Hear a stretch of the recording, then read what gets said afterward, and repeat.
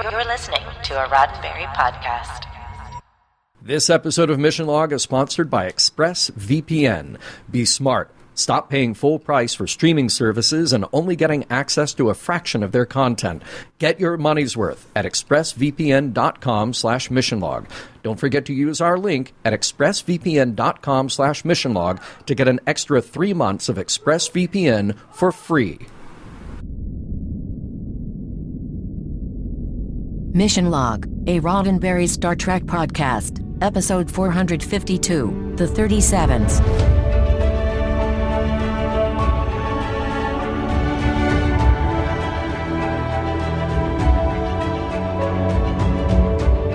Welcome into another episode of Mission Log, a Roddenberry Star Trek podcast. I'm Norman Lau.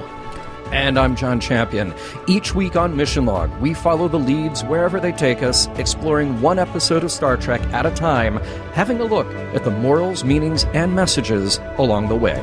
This week, the 37's, the one in which the Voyager crew gets to take a crash course in Earth history and decide if the trip home is really worth the effort. I'll be right back with trivia just after Norman tells all of you how to reach us. Mission Log is a conversation about Star Trek. Drop us a line at missionlog@roddenberry.com and join us on Twitter and Facebook at Mission Log Pod. While you're at it, leave us a review and a rating at Apple Podcasts or your favorite podcast platform. And please remember, your comments could be used on Mission Log or Engage on the Roddenberry YouTube channel. And now, here is John Champion with this week's trivia. All right, trivia for the 37's. We have an episode written by Jerry Taylor and Brannon Braga, for two of Trek's most prolific writer-producers at the time. This is actually the only episode that they are credited together on a story and a screenplay. But as we all know, they had their hands in so much of Voyager from the get-go. This was directed by James L. Conway, and this is the first time we're seeing Jim on Voyager. He is only credited with 3 TNG episodes and 7 at DS9, including favorites like Duet and Little Green Men. And before and after those assignments, he's got his hands into just about everything from commercials to documentaries to features and TV. We will see him 3 more times on Voyager before catching him again on Enterprise. We mentioned last week that there were more episodes shot during the first season than were actually aired. This is, of course, one of them, and it was indeed supposed to be the finale. But because of all the last-minute decisions and some disagreements within the production, this one changed a bit from 1 part to 2 parts and back again to 1. Some production decisions were put off to the last minute, and we can talk about some of the shortcomings that resulted later in the podcast. One of our favorite locations is heavily featured here, Bronson Canyon. And let's talk about that airplane. The wreckage that we see in the episode is indeed a Lockheed Model 10 Electra. A modified E-type of that plane specifically is what Amelia Earhart actually flew. Those planes were manufactured starting in 1934, and 149 total were built in various configurations. Some were private, some were for passenger service, though they only held about 10 passengers plus cargo. There are still many of them on display around the world, a few of those still being airworthy, and at least one was flown in the late 1980s. A couple of those remaining planes were purchased and restored by aviators with the intention of taking Earhart's route to completion, but alas, they did not embark on those trips. Now, about the real Amelia Earhart.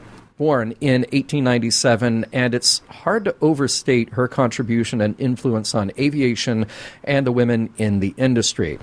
She was the first woman to fly solo across the Atlantic. She helped form the 99's, which is still an organization for women pilots. She was famous in her day as a writer, speaker, and advocate for women in aviation and for the commercial airline industry in general. In 1936, she first attempted what would be the longest circumnavigational flight. Fred Noonan was a very experienced airman and navigator. He actually was a ship captain in addition to being a trainer and navigator for Pan Am. He was the second navigator to sign on to Earhart's attempted around-the-world flight after one proved to be not so accurate in test flights. The 1936 flight was aborted due to mechanical issues and damage sustained during a ground loop incident in Hawaii. A year later, after extensive repairs, Earhart and Noonan alone set out for the first flight from Oakland, California to Miami, on to South America, Africa, the Middle East, India, and the East Indies, Australia, New Guinea. They made it over 22,000 miles, but failed to arrive at Howland Island, which was to be their last stop before Honolulu, and then finally back to Oakland. There are many details that have been reported and pored over by professional researchers and amateurs alike. The long and short of it is that there was a breakdown in radio communication between Earhart's plane and the Coast Guard ship that was waiting at the uninhabited Howland Island. The plane never showed up and has never been found, and there have been no trace of Earhart or Noonan's remains since. That launched many reasonable theories about their disappearance and demise, as well as some pretty fantastical claims, both conspiratorial and supernatural, none of which have been borne out with evidence. So that's where we are today. Finally, let's have a look at our guest stars. The only human descendant we really get to know is John Evansville, played by John Rubinstein, but really who we want to focus on are the 37's. There's the farmer, Jack Hayes, played by Mel Winkler. He showed up early in a recurring role on the soap opera The Doctors, and you may have caught him later in his career on screen in Lois and Clark, or Babylon 5 guest spots, or in the feature film Doc Hollywood. He also did a lot of voice work in numerous superhero animated series and features. In fact, he was the voice of Lucius Fox in the new Batman Adventures. James Saito plays Nogami, the Imperial Japanese Army officer. Like a lot of Trek actors, James has had a thriving theatrical career in addition to TV and film. If you didn't catch him on Broadway in The King and I, you probably have seen him in any number of guest TV roles, and he had multiple recurring appearances on MASH. If you grew up with Teenage Mutant Ninja Turtles, though, you know that James was the Shredder in the 1990 TMNT movie. The historical Fred Noonan is played here by David Graff. You may not immediately place his human face here, but we did see David as a Klingon in the DS9 episode Soldiers of the Empire, though that one was produced and aired after this episode of Voyager. His wife, Catherine, was also a DS9 guest star in an earlier episode. It's fun to note that he was a game show contestant when he was a struggling actor, and he did manage to win $10,000 from the $25,000 pyramid. But you may best know him as Officer Tackleberry from the Police Academy movies. Sadly, we lost David in 2001 at the age of 50. And finally, Amelia Earhart herself is played by Sharon Lawrence, another longtime stage actor who easily transitioned back and forth to TV and the occasional film. Sharon is best known for her multiple award-nominated role as Sylvia Costas in NYPD Blue. She didn't pick up the Emmy for that one, but she did get the SAG award for it in 1995. She has had far too many recurring and regular roles to get into here, but it's fun to note that Sharon was well acquainted with Star Trek at the time that she got this role, and she was particularly delighted to be co-starring with Kate Mulgrew, whom she had already admired as an actress. The two got along great. And even though this is Sharon's only Star Trek appearance, she speaks fondly of the experiences Earhart and her time with Kate. Most recently, you can find Sharon in the revival of Dynasty and on the series Joe Pickett.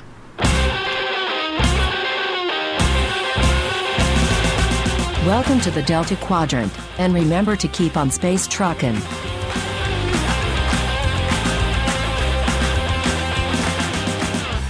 Prologue. As Voyager continues her journey home through the Delta Quadrant, Harry's sensors pick up high levels of ferric oxide and corroded iron particles. In basic terms, rust.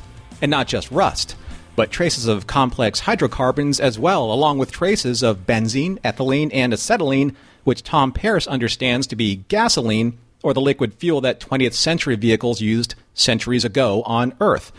And speaking of 20th century vehicles, Tuvok's sensors suddenly lock in on a small object which appears to be an old, rusty pickup truck. Act 1. After securing the ancient vehicle in Voyager's cargo bay, the bridge crew investigates it for any clues of how it managed to be not only in space, but in the Delta Quadrant. Tom Paris, much to the surprise of his crewmates, is a fountain of knowledge and an aficionado of 20th century antique vehicles. On sight and smell, the vehicle appears to be a horse manure-hauling 1936 Ford. But what is it doing in the Delta Quadrant? As Janeway and her crew try to suss out the mystery at hand, Tom fires up the engine, much to Tuvok's dismay, as it pops, sputters, and fills the cargo bay with noxious smoke.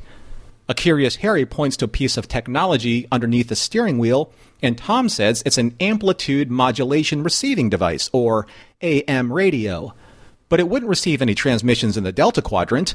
But when Tom turns the radio's knob, much to everyone's disbelief, it broadcasts a signal pattern which B'Elanna runs through the ship's database. The transmission is identified as an old Earth distress call known as an SOS. Janeway wants to know why this signal wasn't picked up earlier, as Harry explains that it's just old and overlooked pre-subspace communications technology. However, he does track the signal to a nearby Class L planet, which is protected by a dense trinimbic atmosphere, making transporting to the surface or even using shuttlecraft dangerous, if not impossible. In order to reach the surface and continue their investigation, Janeway orders both antique car aficionado and pilot extraordinaire Tom Paris to land Voyager on the planet, which he expertly does for someone who has never attempted anything like this before. Tom is just full of surprises in this episode, isn't he? Act 2. Upon reaching the surface, Janeway divides the away team into two parties and sends Chakotay on his way to investigate a power source, as Harry and Tuvok follow the captain towards the distress signal. After a short while, it leads them to another mystery in the form of an old aluminum Earth aircraft and the source of the SOS broadcast. Inside, Harry discovers that the AM transmitter is connected to some type of alien fusion power source, which is why it's still broadcasting. Meanwhile, Chakotay's team has located the source of the tritanium reading, which is deep within an abandoned mineshaft. However, once both away teams reunite and venture deeper into the mine's tunnel system, they come upon a strange cavern filled with alien technology. B'Elanna believes the vertical pods inside the cavern are some sort of cryostasis chambers. Scans indicate that there are many such chambers nearby, but this cavern is the only one with people inside their stasis pods. However, after inspecting several tubes, Janeway is able to identify a female wearing a leather jacket adorned with gold wings. And on her jacket is a name tag, A. Earhart. And Janeway believes this person to be Amelia Earhart. Later in Voyager's briefing room, Janeway gives her bridge crew, especially Harry, a history lesson on Amelia Earhart, one of Earth's first and most famous pilots who went missing while trying to fly around the world. Her disappearance went unsolved, and it was even rumored that she and her navigator Fred Noonan were abducted by aliens. Based on their tricorder data, it appears that all 8 people in those stasis chambers are from 1930s Earth. Janeway believes that these 8 people may hold the answers to Voyager getting back home. After returning to the stasis chamber to wake the 8 from their slumber, and using only human-looking crewmen to reduce the shock from their disorientation, Janeway and her team suddenly come face-to-face with literal human history. Act 3. As the 8 humans begin to thaw from their cryogenic stasis, they are understandably disoriented and distrusting of the strangely clad strangers standing in front of them, armed with strange weapons and waving strange blinking devices. Captain Janeway tries to explain what has happened, that they all have been abducted by aliens and have been asleep for over 400 years. And even though her universal translator is able to communicate her intentions effectively, the fact remains that Amelia Earhart, and especially Fred, her overprotective navigator, are beyond skeptical, to the point where Fred pulls out a hidden revolver and holds Janeway and her crew hostage. When Chakotay hails the captain, Fred replies, demanding to talk to someone named J. Edgar Hoover. Chakotay and Tuvok then assemble a detail to mount a rescue. Janeway tries to appeal to Earhart's more level-headed nature. Janeway even tries to convince Amelia by way of showing Kess's ears that there is a wide and vast galaxy filled with more than just human life. However, Earhart remains cautious and skeptical, as does Fred, who Tom believes is vulnerable thanks to the booze Fred has been recently nipping from a hip flask. Instead of trying to overwhelm a possibly drunken Noonan, Janeway appeals to Earhart, sharing with her foreknowledge of Earhart's secret reconnaissance mission against the Japanese, which persuades her and in turn persuades Fred and the other humans to leave the mineshaft to see Voyager as proof of what Janeway said is true. Meanwhile, Chakotay, Tuvok, and the rescue detail making their way to the mineshaft are attacked and pinned down by enemy fire. Act 4. As Janeway leads the rest of the humans to the surface, they are met with random enemy fire, and Fred takes a direct hit to the chest. Janeway surveys the area and sees Chakotay and Tuvok in the distance. She formulates a tactical plan which allows her to double back on the aliens' position under cover fire. Finally taking them by surprise, Janeway stuns one of the three assailants as the other two, a man and a woman, remove their armor and reveal that they are human. They are surprised to see that Janeway is human as well, and not one of the Briori, a race of aliens who have ships similar to Voyager. Later in sickbay, Fred Noonan believes that he is on his deathbed and confesses his true feelings for Amelia, feelings he's kept at bay because of her husband. Turns out, the doctor was able to heal Fred's wounds just fine. Well, after having to compensate for Fred's abnormally high blood alcohol content. Awkward. In the conference room, Janeway is brought up to speed by John Evansville, one of the three aliens she captured. He tells her that the Briori abducted over 300 people from Earth in 1937, and that those in the sacred altar are amongst their most revered. Janeway explains that their altar is just a stasis chamber which kept the 37's preserved, and that if she could examine the Briori ship's technology, it may provide her with the answers to get Voyager home. Unfortunately, the ship was destroyed in his ancestors' rebellion, and all Evansville has to offer Janeway and the 37's is an invitation to stay in their three beautiful cities. And after leaving the conference room, he comes face to face with Earhart, who is getting a crash course in starship navigation. After returning from their tours of the cities, Janeway is faced with an impossible decision. How can she convince her crew to continue their perilous journey back to the Alpha Quadrant with no guarantee of their safety or even completing their mission, when there is a future for many of them on this planet? Chakotay reminds her that the pull for home is strong and that it is more powerful than she may realize. However, the fact remains, in order for Voyager to function, she needs at least 100 to remain on board. Act 5. It is 1400 hours and Captain Janeway's announcement to the crew has been delivered, informing them that at 1500 hours, anyone wishing to stay on the planet should assemble in the cargo bay. In the mess hall, Neelix serves the 37's special meals of their own respective native Earth dishes to make them feel more at home, while he, Voyager's crew, and the 37's alike all struggle with the choice before them. Harry confesses to B'Elanna that spending his whole life on a starship in the manner of trying to get back home isn't exactly what he had envisioned serving Starfleet. B'Elanna understands how he feels because she and many others feel the same way. On the surface, just outside of Voyager's landing zone, Janeway is lost in thought as Earhart approaches, letting the captain know that the 37's have decided to stay, because they believe they are deeply connected to them as the forebearers to the humans on this planet. After their discussion, Janeway returns to Voyager to await her crew's decision. As she and Chakotay walk through the empty corridors on their way to the cargo bay, they speculate on who will stay or go and why. And after a brief pause to ready themselves for the inevitable, Janeway opens the cargo bay door and is taken aback by seeing a completely empty room, visibly affecting her to the core. Upon returning to the bridge, Janeway doesn't skip a beat and orders her crew to depart the planet. And, as Voyager ascends, Evansville, Fred Noonan, and Amelia Earhart look up together and watch Voyager continue her journey home. The end. All right, nicely done as ever, Norman.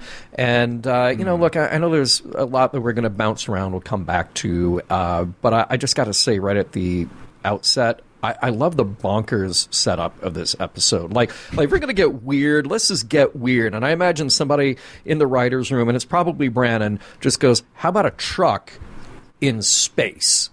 And it just has a weird, pulpy, old-school sci-fi feel to it, because why not?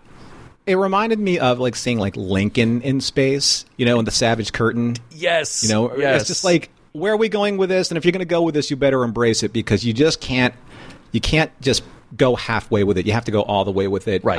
Right. Here's a small thing, though, and I'm no scientist, so all the scientists out there, of which I'm sure there are many, yep, in our listening audience, can either gas or oil survive the vacuum of space for 400-something years?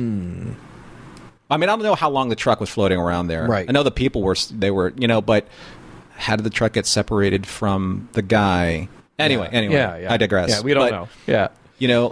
I'm sure, sometimes water gets mixed in with gas. Sometimes the oil gets mixed in with water. Water would obviously crystallize, and then the car wouldn't start, right? Yeah. And then, that would be one problem. Then, how much of it is actually out there that Voyager could find it? Because space is big. They're going fast. Whatever. Oh, and then Tom starting up the car with Harry looking at him, and then Tuvok, the funniest scene I think the entire episode was when the car popped and Tuvok whipped around with his phaser, we're under attack. Right, yes. Right? Yeah. But it also reminded me of when in A Piece of the Ash, when Kirk finds the car, he goes, "Wheels, Mr. Spock." Yes. And then Spock goes, "A flivver, Captain." Yes. I had to look up flivver because I had no idea what flivver meant, but I thought it was kind of funny. It's good stuff. I will say, on the bridge, why aren't they always scanning for radio waves? Sounds like that's something you would do. You got sensors. You got so many sensors. Just scan stuff, because you never know. Somebody could be sneaking up on you, and they have an old school radio. I want to see Data singing that song, Radio Waves. Yeah, right. Those little radio waves. Where are you? You should have a moment like that. Yeah. All right. We got to talk about this man landing Voyager. Oh yeah. It's one of those. But do we? Well, yeah, we do because it's a nerdy thing that got me excited, as I'm sure it did many other fans, many other viewers. I mean, all right. Look, this show may not have been intended as a season opener, as intended as a season closer, but if you're just going to have an epic, iconic thing like landing a Star Trek, again, you just starship rather, you just go for it. You just do it. And by the way, it was done. They had a combination of CG and a little bit of practical model work thrown in there. So it was a pretty complicated thing. You have Dan Curry, Rick Sternbach, and Mike Okuda to thank for that. And something that's cool is they actually built a 5-foot foam model so they could go out to the location and just kind of plot out where it would be. But then they had to make certain concessions. They had to scale it down a little bit. They had to figure out how to hide it a little, how to obscure it, and then how to hide the Hollywood sign. Because if they move the camera too much, it'd be ooh, yeah, Hollywood sign's right there. So I appreciate the attempt. I mean, to me, it is a good sequence, maybe not a great one in the respect the effects don't necessarily hold up today, but it's very good. It's an impressive attempt. How do you feel about it? I felt seeing this was kind of akin to having the Enterprise D separate saucer section versus battle section, encounter at Farpoint. I mean, it's just because we don't get to see it enough. Obviously, budget notwithstanding, we would probably see it more. But it always feels what's the next best thing we can do to sell a toy? Let's give it something with Kung Fu grip. Yeah, right. This is the Kung Fu grip version of what Voyager's toy needed. I'm not saying it doesn't work. I'm saying that if it were going to work properly, then how do they keep the entire front section of the ship from tipping over? Okay, there's got to be an anti-grav something going on there, because you and I both have the Eagle Moss XL model, and if I walk into the room at the wrong angle, that thing just drops down. Yeah. And I love it. I love it. I hate it when the nose of my Voyager ship hits the ground, let alone hit the planet. I know. Right? I know. So, yeah. I'm just saying. So there is that, and well, and last week they did the whole thing with the nacelles, sort of tilting inward, and it was sort of so dramatic, but it's this tiny little movement, and like you said, it's just sort of ooh, what can we get this ship to do that the toy can do later? Yeah. Mm-hmm. So What I do like, though, in just terms of continuity standpoint, I like it when, after they land and they do kind of their investigation thing, they're all sitting around the conference room, but you see blue skies in the conference room windows. It's such a subtle but great thing, yeah. Yeah, I'm what's going on? Oh, that's right, they're on a planet. Yeah, I like that. And it also gave a chance for to watch what we love watching in Voyager, and that's Kate act, and the whole thing about just kind of the personal pride of talking about Amelia Earhart's story, and the first most famous woman in flight. Mm-hmm. that was amazing. It's kind of like you're watching, you're like, yes, keep talking about history more. Yeah, please. yeah. I do love when they go back into the cave and they've decided to thaw out the 37's, and Janeway says to Harry Kim about the Japanese soldier, disarm him just to be on the safe side. And I wanted Harry to go like, hello there, may I say you look lovely this evening. That would be very disarming, right? You know? Yeah. Shake? Yes, you would. You know? That entire sequence was really good because, you know, after they did the hypo sprays, you saw like the nice thawing process, the warming process, kind of like, you know, when Han came out of the carbonite, but a little bit cleaner. Yep. I thought it was kind of nice. Okay, so here's something that either I didn't know, didn't pay attention, didn't read my Rick Sternbach, Michael Kuda, burgundy cover technical manual enough, but I did not know that the communicator pin was an outbound and inbound translator. Yeah. Of every language. Right. Well, so that's so interesting. I kind of always assumed, okay, it bounces back to the ship computer and then back to them or something like that. But then remember in DS9, in Little Green Men, the Ferengi have the translators in their heads. So they're banging their skulls, you know, trying to. So yeah, but it was a cool idea. But I also feel like the universal translator technology could be sort of whatever you want it to be from week to week. You know, fair point. I will say that when they do thaw out the 37's and Fred Noonan has a gun, Harry should have just taken the shot. You know, he's set on stun. Just take the shot, dude. Come on, you know. I do appreciate that we find out a little info that on 2103 we finally colonized Mars. So that's good to know, a little bit of Star Trek future history. David Graff, to me, will always be Tackleberry. So I'm just going to call him Tackleberry from now on. Fair. And, of course, it would be only reflexive for Tackleberry to pull a revolver. Because he always does, right? Yep. And I love that he was so like fixed in being in the 1937's that, you know, the first person he would think about talking to or anyone talking to would be someone in Washington or J. Edgar Hoover. I'm like, and that's a good detail. Nobody should want to talk to J. Edgar Hoover, but that was cool. I do have to point out, though, for the historical record, there isn't actually good evidence that Fred Noonan was an alcoholic. People drank heavier at the time. That is true, but this idea that he was actually an alcoholic with a problem and or was drunk during the flight, that was stuff that was speculated way, way, way later. The people actually knew him at the time said that was not the case. So, you know, but that's kind of been popularized in fiction and stories about them.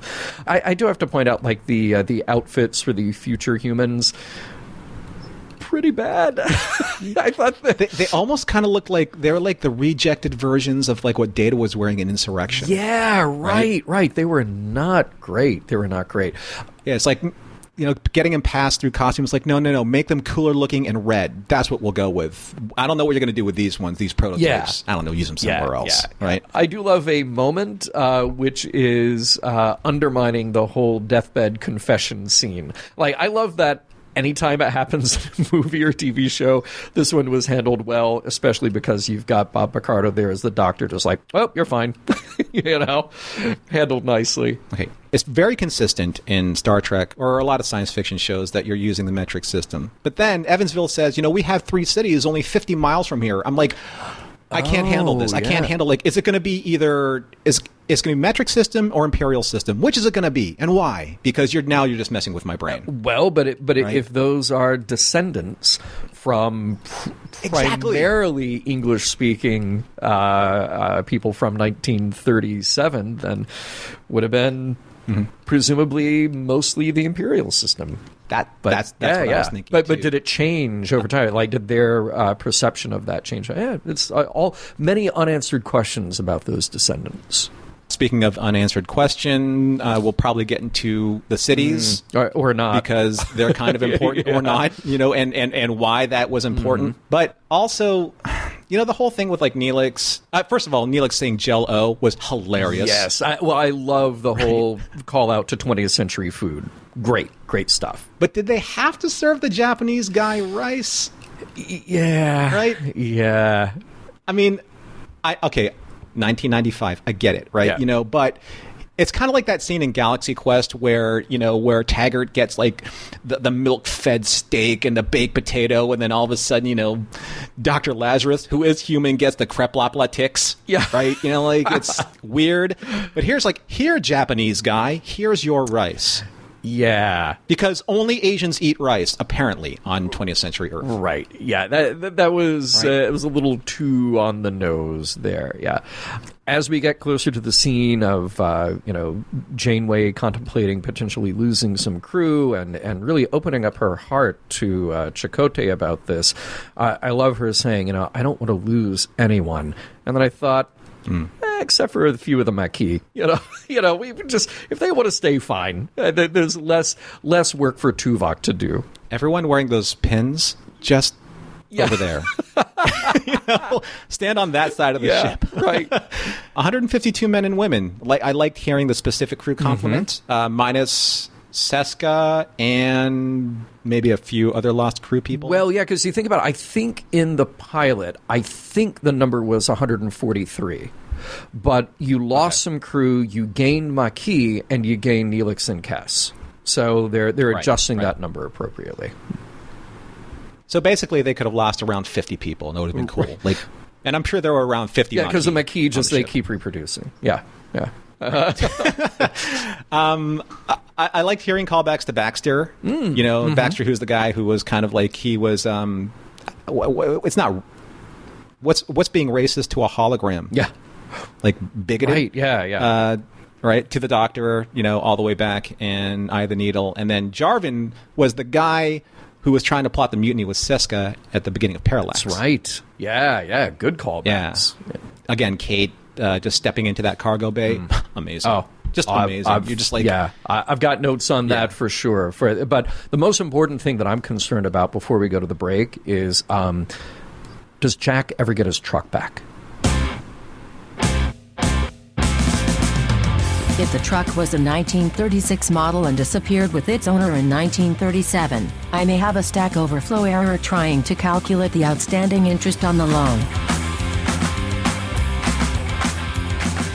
We will rejoin the 37's in just a moment, but first a word from this week's sponsor, ExpressVPN. Hey, let me clue you in about something here. Watching your favorite streaming services without using ExpressVPN is like, here's what it's like, Norman. It's like going to a casino and you can only play the slot machines. That's it. You can't touch anything else. Why would you limit yourself like that? Yuck. Yeah. I mean, there's big money somewhere else, but you're there stuck at the slot machines. I don't get it. So here's why you might use ExpressVPN to mold that analogy back to what we're talking about. And that is that when you go onto your favorite streaming services, you are only getting a slice of what they have to offer. So, like, if I go to one streaming service and I look at the shows in another country, oh my God, you open up to so much more that isn't available to you here, wherever here may be for you. So without ExpressVPN, you're only getting access to a fraction of what they have to offer based on your location. Here's a learning moment, folks, and we love providing you with learning moments, especially with products that we use. So how does ExpressVPN block content? Well, if you're traveling and you know how to use your VPN correctly, you can change your online location. And then you can control, say, where you're watching Netflix or where you're watching other streaming websites that you think or your VPN believes you're located. That's how this technology works, as far as I understand. And it's worked for me so far. Yeah, I think your understanding is right in line there. So here's how I might use it. Well, actually, here's how I do use it. All right. So all kinds of streaming services that I'm logged into. And then let's just say that I'm in the U.S., which I am. You would be correct if you said that. But let's say I want to watch Rick and Morty on Netflix, which I do. Then I can just set my VPN to think that I'm in Australia. And then boom, I just open up the ExpressVPN app, change the country to one that I want. I wait about 0.5 seconds for that to connect. And then as soon as I refresh my streamer page, boom, I'm on and I can watch whatever I want. So why would you want to choose ExpressVPN over other VPNs, say? I mean, if you want blazing fast speeds, if you want to stream HD with zero buffering, that's one of the reasons why you choose ExpressVPN. If you want it to be compatible with all your devices, your phones, your laptops, like all of your media stuff, that too, smart TVs, and all your tech. So be smart. Stop paying full price for streaming services and getting access to a fraction of their content. Get your money's worth at expressvpn.com/missionlog. Don't forget to use our link at expressvpn.com/missionlog to get an extra 3 months of ExpressVPN for free. All right, Norman, it is time to reconnect with the people from our past, our collective past in the 37's. And why don't you kick us off? I kept sort of thinking about this episode and the way that we approach things on Mission Log and to dig deep for the morals, meanings, messages. This feels like more of a very personal kind of show, though. Not the least of which is because we've got Janeway, who is so personally connected both to Amelia Earhart's story and the inspiration they got from that, but then the personal connection to her crew and what the prospect is of the changes there. So why don't you lead us in here, and we'll pick it apart for a few minutes. So looking at the narrative structure of this episode, you have this wonderful buildup of this mystery and this investigation, and then all of a sudden you have this wonderful narrative of who the 37's are, and then Janeway being linked to Amelia Earhart's past because of who she is in history.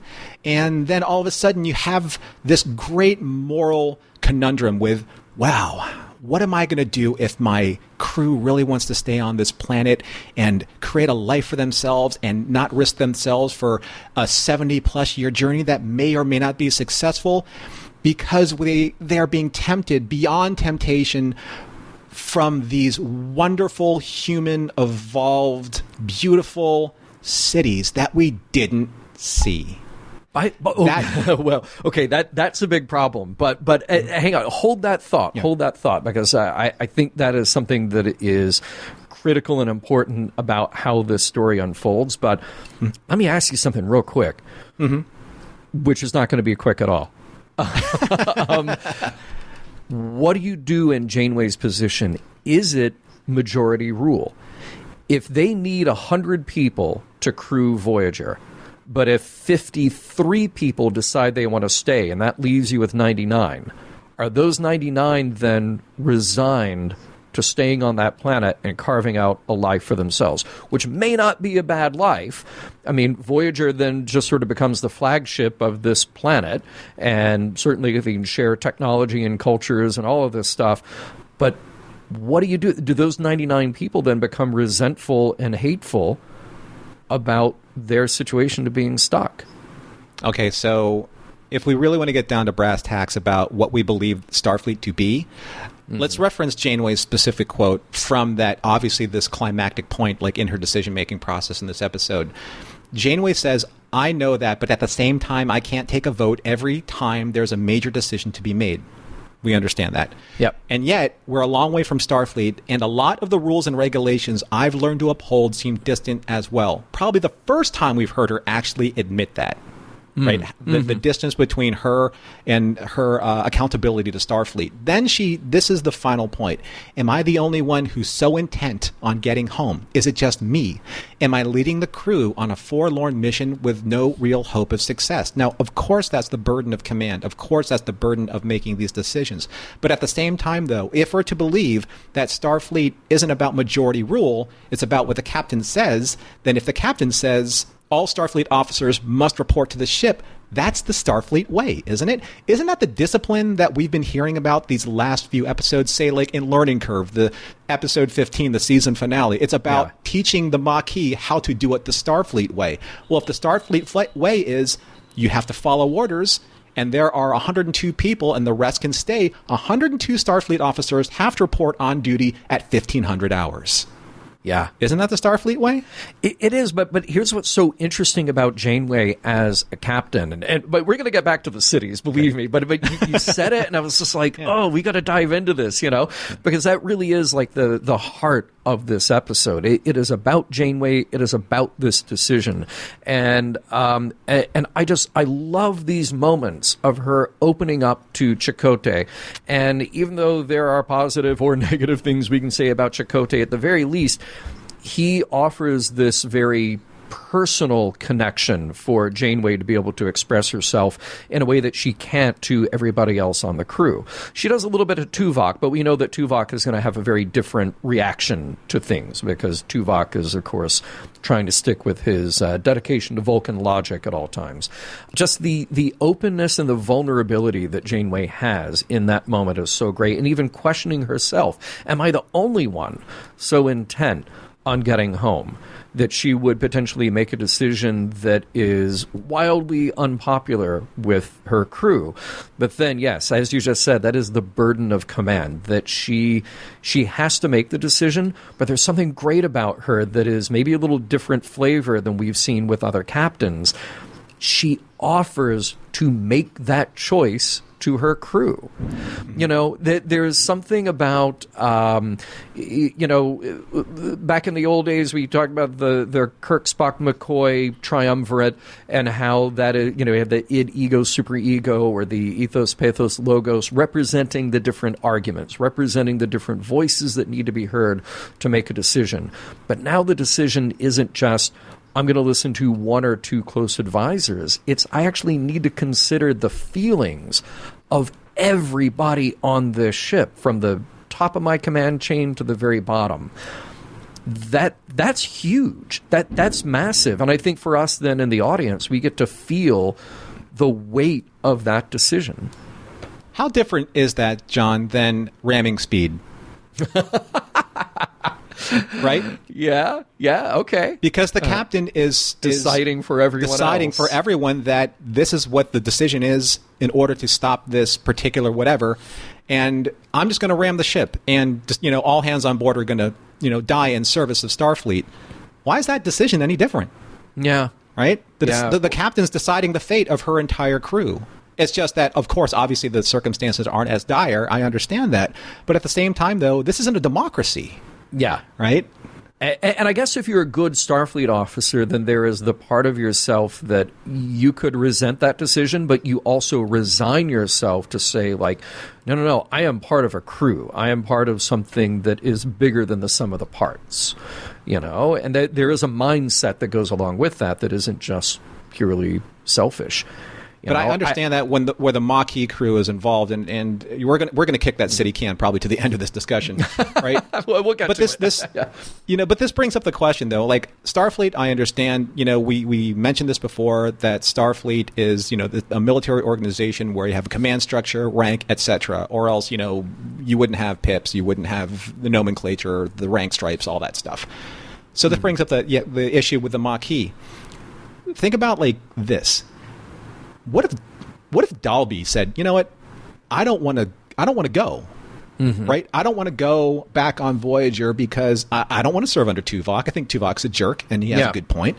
Yeah. And then all of a sudden you have Garen and Henley and like all these other Maquis that are like going, towards his cause, and he leads kind of like an uprising, and they are, say, because we don't know, about 60 crewmen. Right? Yeah. Specialists in their field. Even if Janeway had 110 crewmen, what if none of them were specialists in warp field theory or tuning the engines or maintaining atmospheric control? What if those were like really like particular Maquis specialties? That could very well be the case, because we lost certain of Voyager crew just by coming in to the Delta Quadrant. I mean, the entire command staff was lost. Exactly. Right? Yeah. Just imagine, by the way, here's a scene that's playing out in my head, that they make this decision, and Dalby is the only one who wants to stay. So Janeway brings him to whoever, the Earth, the 37's descendants, and says, here you go. He's the only one who wants to stay. And they're just in awe. They're like, wow, he must be the best and the brightest to want to stay here in our city. And Janeway's like, yeah, sure, Absolutely, take him. He's great. But I guess like kind of like the dilemma is, why would the Maquis stay? Right, and that's the thing is I'm basing this off of our discussion that we had on Learning Curve, where the Maquis obviously don't really feel like they fit in. So if they don't fit in, why risk it? What's the point? Yeah, there's literally like no incentives to stay on Voyager except for if you have some type of personal code of honor, like B'Elanna, Yeah. But aside from that, hey, look, there are these wonderful cities that we're eventually going to talk about, and then there's food, there's sunshine, there's great weather, there's the possibility of starting families. There's the purple costumes with the weird eye slit thing, I mean, why would you want to turn that down? Yeah. Right? Yeah. I did find it interesting that, again, we only get to know John Evansville a little bit, and I didn't even mention Berlin. That's the name of the other human that we meet, the other human descendant that we meet. She took my breath away, for example. Nicely done. Well, she had to hop on the metro to get back to the city. That was the thing. That's why we didn't see much of her. And by the way, played by a stand-in who was very often on set. But yeah, It was interesting to me that the human descendants kind of had this reverence. I mean, it stopped short of worship, but this reverence for the 37's, but never really tried to learn anything about them. Like, if they were alive, what does this machinery do? They didn't even go into the caves where they were stored. Like, they just treated it as an altar, but nobody actually went there. I thought that was really kind of an odd choice for people who understood their their provenance. They understood why they were there. They understood who these people were, but their curiosity stopped at a certain point. And maybe it's just this kind of human need for something bigger than themselves that they turned those bodies into that. I thought that was a pretty interesting aspect of what was going on. That didn't get explored a whole lot, but it was certainly convenient for the premise of the show. And I also thought that it was interesting that we dabbled a little bit, not really in a Prime Directive question, but a sort of Prime Directive adjacent. I mean, here's Voyager showing up and just meddling. We're going to pop into this alien building. Oh, look, it's humans. There are people. What should we do? Well, I guess we'll thaw them out. And I guess we'll find out. Not send a shuttle in the atmosphere to go find out, are there other people here? Are there aliens who actually indeed did capture them? Are they still waiting around? They just decided to jump in. I guess the entirety of the Prime Directive's non-interference with a pre-warp civilization just doesn't take effect here. Maybe not. Yeah. We kind of glide right by that. But certainly they are there and they are making a difference. I will tell you one thing that I thought was kind of a cool parallel in this story is that it reminded me of the TNG episode, The Neutral Zone, just because it's a convenient way for Star Trek to do a little, like, sly condemnation of 20th century humans. The first thing that happens when they get woken up is, all right, guns are drawn, the distrust, the paranoia comes right to the surface, and of course that's what we don't want to think about ourselves, but that is probably a very realistic depiction of what would happen. All right, on to the cities. All right, let's bring it home. Yeah. Just in terms of, I don't know, and I'm not going to presume to know anything about, how to project a television budget, but I do believe that in the course of balancing one element that probably costs some money versus another element that probably costs some money, use the element that tells your story better. Use the element or use the budget to explain something that I think is a very central part of why Janeway was forced to be in this predicament at the end, to possibly lose her crew, because the temptation to stay on this planet has to be explained. It has to be shown. There's a reason why, in much of science fiction, where you see just these otherworldly experiences where we project of ourselves, like, I really wish I was there. I want to be there. I want to be on that planet. I want to experience what they're experiencing. But instead they went for struts and hiding half of the ship behind a mountain, right? I mean, do you really? I don't think that was a good decision, because Janeway's like, I don't think my crew's going to stay because we landed on the planet. No, I don't think my crew's going to stay because they found something that's just like Earth. Yeah. Right. Why would I want to? Why would I want to risk 70 years of blackness? Or I could hang out here. Right. I can tell you this. I mean, you and Brannon Braga are very much on the same page about that, and that was one of those last minute decisions where it kept going back and forth. Is it a 2-parter? Is it a 1-parter? Is it a 2-parter? And by the time they finally boiled down the script, they were literally just out of time to create what presumably would have been what would have been the show don't tell aspect of it. Let me ask you this, though, because this is really the question for us at the heart of this story and for our listeners. If you had, let's just make up a number. If you had a 47. Okay, if you had a 47% chance of getting home in under 70 years, okay, because at best right now, just given the technology, given no special circumstance to get you home faster, right? But if you had a 47% chance of getting home, but a 100% chance of staying on what is presumably a pretty cool planet and having a pretty good life, what do you take? I'd stay on the planet. Yeah. Honestly, and my rationale is, my reasoning is that in 70 years, everything that I loved about my life on Earth is going to be gone. Mm-hmm. Right? I mean, that's me personally. I don't have children. And Carol, who, I mean, if this is like a real world situation, right? Yeah. You know, that is assuming that I actually get back. Yeah. Right? So actually, if I was serving in Starfleet plus 70 years, I'd be dead. Yeah. Right. Right? Right. I'd be 130 years old. Well, maybe not dead, but I'd be pretty damn old. Yeah, right. Right? So why not? There's 100% of a future that you can make, and there's the remote possibility of a future that could exist. Now, I understand, like Chakotay says, swimming in the Gulf of Mexico, which I've never done, so I don't know. I don't have but watching a sunrise, and in the Appalachian Valley, where I grew up, in the tri-state area of Ohio. Yeah, sure, it's beautiful. Yeah. But you know what? So is seeing that every day and not the blackness of space. Yeah. Yeah. Hey, let me sweeten the deal. Ooh, sweet. Yeah, you can stay on that planet. Voyager stays with you, presumably, if you have a majority that want to stay there. And then, look, it's only a few weeks ride away back to the Pleasure Planet, so you can just hang out there whenever you want. Here's the other thing. It's like, if I want to see that sunrise, just hook up the hologram. I'd hook up the holodeck and just watch the sunrise. And then, you know what? If I don't like that, I'll just go outside and watch a real sunrise. Voyager's crew doesn't know how lucky they are that they didn't have to deal with Ralph Offenhouse.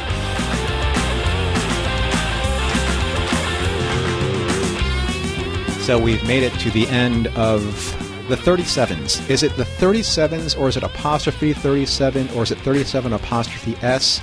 I'm not quite sure. What do all of you, are the educated listeners out there? Because I don't get it, John. I understand what they're trying to get to. There are people from 1937 that have populated this planet because they were taken by aliens, and now we have seen their plight, we have seen their struggle, we have seen people from history. But at the same time, though, there is a real-world consequence that we're talking about, and that's what we discuss here at the end of Mission Log. We look at the episode. Does it hold up? Does it withstand the test of time? And does it give us or offer us any insight through its morals, meanings, or messages? So let's take a look at the 37's, John. Yeah, look, I mean, normally I don't love stories that go out of their way to kind of rewrite history or introduce conspiracies or to weave aliens into everything, but I can't help but just have this huge soft spot in my heart for this episode. It's Star Trek, but it also has these kind of pulp sci-fi elements to it, like I mentioned. I can picture a vintage novel or a sci-fi magazine with a painting of a spaceship encountering a beat-up old truck. Like that, it's just an image that sticks with you. As weird, as bonkers as the premise is, I just want to run with it. I just want to go with it here. And I do think that the use of historic figures here is pretty good and pretty thoughtful. There's just a lot to like with them, how they are used in the story.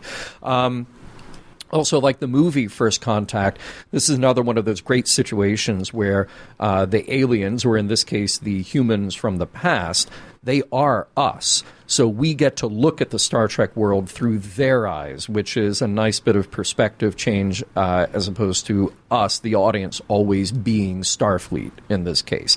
Gives a little bit of a mirror image there. And very honestly, as you and I have been talking, can easily see how this would have been a two-parter, or I even take it a step further and say a novel, where you could really flex the imagination, you could really go to different places and just have that unlimited budget of imagination to see everything that we don't get to see. This could have been very effective as a cliffhanger. Do they stay? Do they go? That's, really the question ultimately here. But yeah, like you said, Normie, we didn't get to see the cities. We don't know the reaction of those people in the cities to the 37s. I thought it was so interesting that there is this kind of reverential attitude that they had. We don't know how the descendants evolved over those 300 plus years. How human-like to us are they? How different are they? And what does that then say about humanity and its ability to evolve? So many unanswered questions, and all of them I find fascinating. So, John, if I can jump in here, they didn't evolve past the imperial system. That's what we know. Oh yeah, we know that. They still use miles, inches, and feet. Probably they probably still have dollars. We don't know. But we would have to find out. But certainly, this episode gives us a lot of cool stuff to talk about, and there was so much of that Brannon wanted to explore and wanted to show. If they had extended this out into his originally intended two-part episode.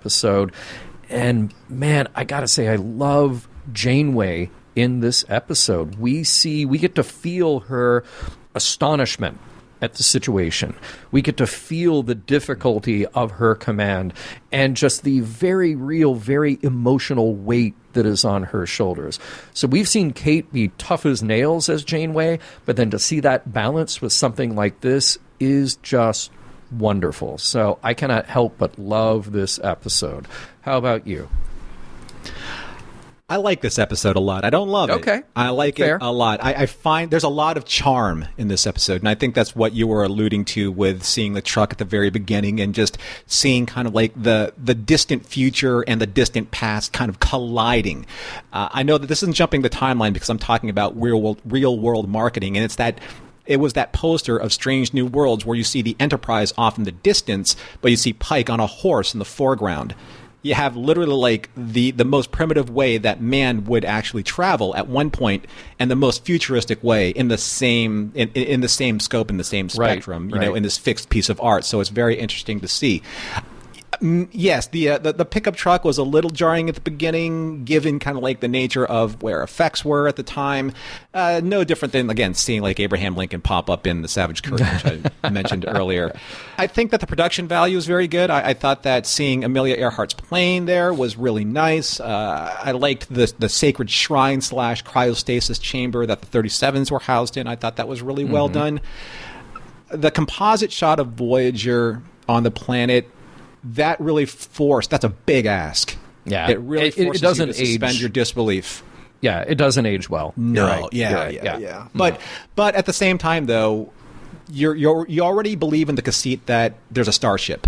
So why not believe in the conceit that the starship can land, right? It's just, that's a very kind of nitpicky thing. And I say that because that's my biggest sticking point with this episode. And I've mentioned it, before. It's that I would have rather them focus on what caused the dilemma at the very end of this episode to begin with, and that is the temptation of staying. Yeah. If you don't show that, you really lose a lot of the narrative power and your ability as the audience to connect with the plight of the decision-making process and what Janeway is going through. Because all of a sudden, if Ansel says, 50 miles from here, you're going to see our cities. And all of a sudden, Janeway is in the next scene in her ready room saying, wow, that was amazing. What am I going to do? And really, the imagery is really hard to grapple with in the in-between. Like, what did they look like? Why were they so difficult to leave? Yeah. What did they offer the people that were going to stay? So those are still, I think, for me, unresolved parts of the narrative. But at the same time, though, knowing the behind the scenes, knowing kind of like the machinations of what could have been, that's what makes it, for me, just a good episode. And what I think could have potentially been an amazing or great two-parter. Mm-hmm. Or like you said, John, like a novelization or a short story. Yeah. Because you need to flesh out the characters. You need to, have the motivation there that you as a character, as an audience member, would believe in. And that's the thing. We just don't believe in why people would choose to stay. Yeah. Yeah. Agreed. All right. So morals, meanings, messages. I mean, I think there is a struggle here, but is there a lesson here? I really, really tried with this one. And we've mentioned this before on Mission Log. Sometimes, or many times, not every episode is going to have the format of presenting the moral tale in an episode. I tried, and I looked, and it was an exercise in what if for me. Maybe there's a no place like home message here, but again, that's very subjective because not everyone believes that home is where they are. Maybe home is where they are going to be. Someone doesn't really, and you don't really know until you're there. I just wanted to reiterate that I do think that if there was the temptation to stay on the planet that would create that home, that create the no place like home emotional connection, then maybe I really wanted to see more of the Maquis struggle in this episode, right? Mm-hmm. Because not everyone on Voyager believed in the Starfleet way. And again, coming off of Learning Curve, you felt that there was a huge disparity or division between Starfleet way and Maquis way. This was the opportunity for them to really find the answer to that. And I think that maybe the moral here was sometimes home is where you create the environment of being able to trust the people that you're with. Yeah. Voyager is going to eventually become their home. And I wish that they were able to hone in more on that message saying, you know what, I can count on you, you can count on me. This is the found family moment where we're all going to pull on the oars together. And that's the reason why there was no one in the cargo bay when Janeway opened up that door, because behind the scenes, her family, her found family, this new mixed crew found whatever they needed to find in a conversation that they had about the cities that didn't offer them that one special thing that they could only have if they worked together. That's why that city scene is so crucial, because it really is the missing element of why the Maquis and Starfleet crews had to come together to go back on Voyager. Interesting. And again, a perfect example of you and I not reading each other's notes because we found similar things, I think phrased a little bit differently. And I'll preface by saying this, that for all the really high-minded stuff that science fiction asks of us, that we get to deal with speculative ideas about our futures, we get to deal with complex moral and ethical issues, and we get to dream about technologies and possibilities that maybe feel far off from us now. None of that is important at all unless we have buy-in with the characters, with the people, and with the hearts of those characters that actually take us through the story. Because if we don't connect with them, then it's just ideas on a page. We actually have to have that human connection to the characters to then get into the story. So an episode like this, I think, does that very well, where you can come along from left field with some crazy science fiction idea, but you also have to have episodes like this one where you just go ooh, but it's just about the heart. It's just about the people. Because then that propels us to the next thing. It allows us to say, but yeah, I'm on this mission with them because I get what they see in each other. I see myself as part of that crew. I see myself having similar reactions, similar emotions to them. So this is one of those episodes. Yeah, it's not a you see Timmy moment. There's not a you see Timmy kind of message that hits you on the head. But what we get is this genuine emotional look at the stakes for Janeway's command decisions, just who she is as a person. And she deeply cares for this crew and for the mission in ways that I feel like we have heard about in other series, but we don't necessarily always feel. And, you said it, Norman, it's like when a captain calls for, ramming speed or self-destruct. Well, wait a minute, but there's other people on board. And here we get to see a captain deal with that. I honestly got a lump in my throat seeing Janeway at that moment of relief when she sees the empty cargo bay, because the build-up to that moment is solid, and it drives home one of the premises of this whole series. Like you just said, Norman, that friends are the family you choose. And this crew may have been forced together, but they have chosen to have each other's backs. They have chosen to work for the good of each other, and they have in every way formed a family bond. Mission Log is produced by Roddenberry Entertainment. If you would like to support us directly, you can do so at patreon.com/missionlog for early access to shows and the Mission Log Discord. Our website is missionlogpodcast.com. And for more Star Trek news and discussion, visit trekmovie.com. On the next Mission Log, Initiations.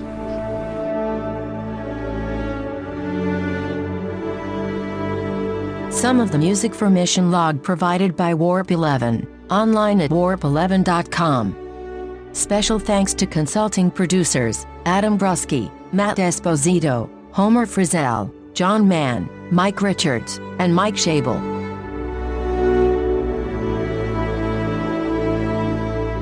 What would have made this a whole different episode? A space Winnebago instead of a space truck.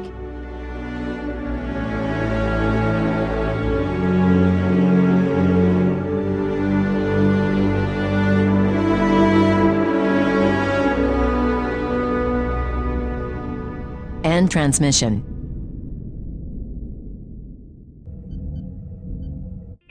This is a Roddenberry podcast. For more great podcasts, visit podcast.roddenberry.com.